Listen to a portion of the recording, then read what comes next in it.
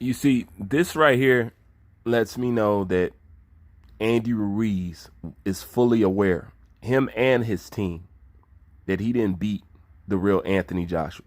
This lets me know for a fact that they know that. Now, Andy Ruiz wants to lose weight leading up to this Anthony Joshua rematch. And my question is, how come you wasn't concerned about your weight when you took a career-defining fight that could change your life when you fought him the first time?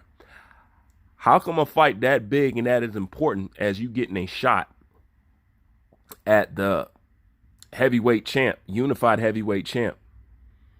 How come that wouldn't inspire you to get your weight under control, but the rematch does?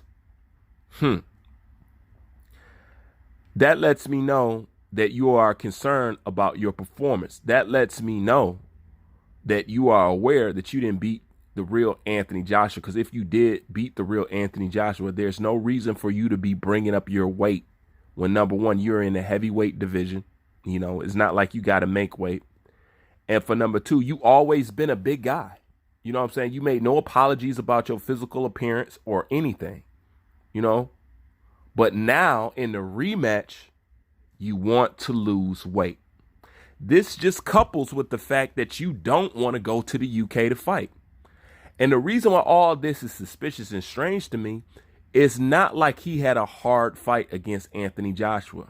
Hell, you let Anthony Joshua haters tell it was a blowout. It was a clear, straight up and down ass whooping. You know what I'm saying? Shoes, coat, and your hat tooken. You know, ass whooping. You know, you didn't struggle with him at all.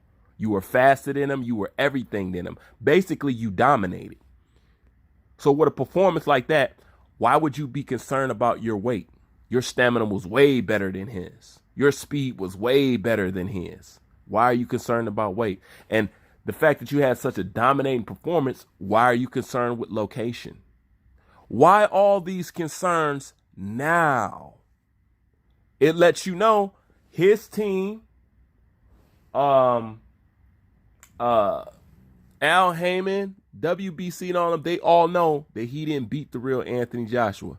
This is why we have to hear about people have to go to court in order to get a rematch, which has already been pre-signed, to get it pushed through. If you think about that, that's completely ridiculous.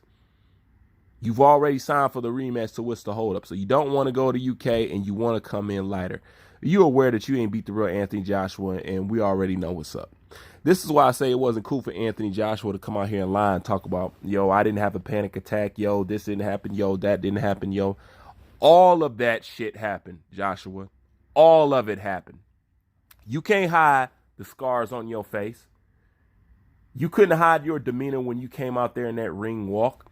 You couldn't deny that you was fatigued after one round, but yet you want to tell everybody that you had a good training camp, you know? And what lets me know that him, Hearn, and all them was very completely lying about this, I was watching True School Sports, one of my favorite channels, as always. And I forgot the man name he be interviewing all the time, the boxing coach. Damn, I don't remember his name. But anyways, he brought up a excellent point. Excellent. He said, man, you came into that fight heavy. He said, you're at least going to lose some weight during training camp. So you mean to tell me when you started training camp, you were 280 pounds, 270 pounds? Because then he come into that fight like 150, 140. I don't know. He came in there something heavy. You know what I'm saying? So he was like, so how much weight did you lose during training camp? You know what I'm saying? How do you lose weight during training camp? Because that's what's going to happen during training camp. And you still end up being heavy as hell. That lets you know Anthony Joshua, regardless of what he wants to say, regardless how he said he had a great camp, he didn't train for that fight. And he thought he can go in there and floor Andy Ruiz. That's what he thought. Seriously, that is what he thought. When you tired after one round, you can't tell me that you've been training anything. You can't. But that's just on Anthony Joshua. But back to Andy Ruiz. When Andy Ruiz first won, I was happy for him. I was like, wow, it couldn't have happened to a better person. And if somebody was going to beat Anthony Joshua, I'm glad it was him. You know, because of the way he carried himself. Once again, I told you character goes a long way. So he carried himself well, and I liked it. Then all of a sudden, he starts to change. You see, this is the guy that say Anthony Joshua can't box.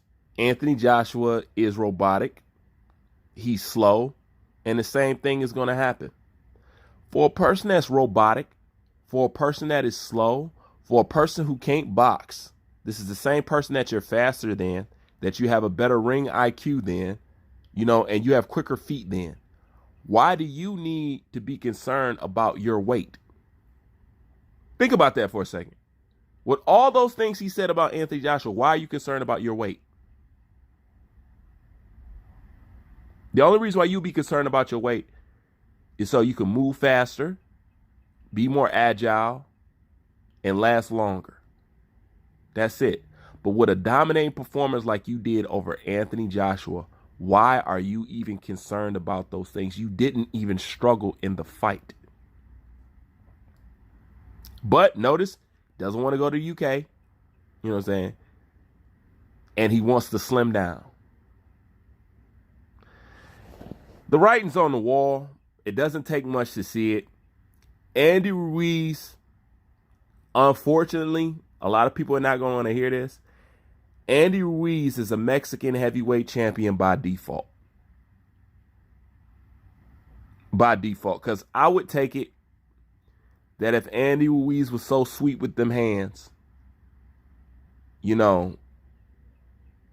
would be, or he would have been ranked in the top 10 prior. Some people never even heard about Andy Ruiz until he fought Anthony Joshua. That's if he was so nice, and once again, it's not to take nothing away from him, but once he starts speaking that ancient that ancient dark language called the Alahamic language, I can't mess with him, man. He's just destroying himself, if you ask me. But you know how the saying goes, you are not a real champion till you defend your belt. So we're going to see if he can defend it, if he can hold on to it. And if you can hold on to it, and if you can beat him again, hey, man, all props to you. I take nothing away from you. You deserve everything that you get coming your way. Unfortunately, that would be a back step for boxing and the heavyweight boxing because of who the belts control it will fall under. But, hey, that's boxing. That's what you guys want. So evidently, y'all must like these, you must like these kid meal fights that you be getting from the PBC and the WBC. So y'all must be happy with it. Me, like always, hey, I'll move on to MMA and I'll just be fine over there. It is what it is. Anyways, that's my thoughts on it. Leave your thoughts in the comment section. Bruce Vane, I'm out.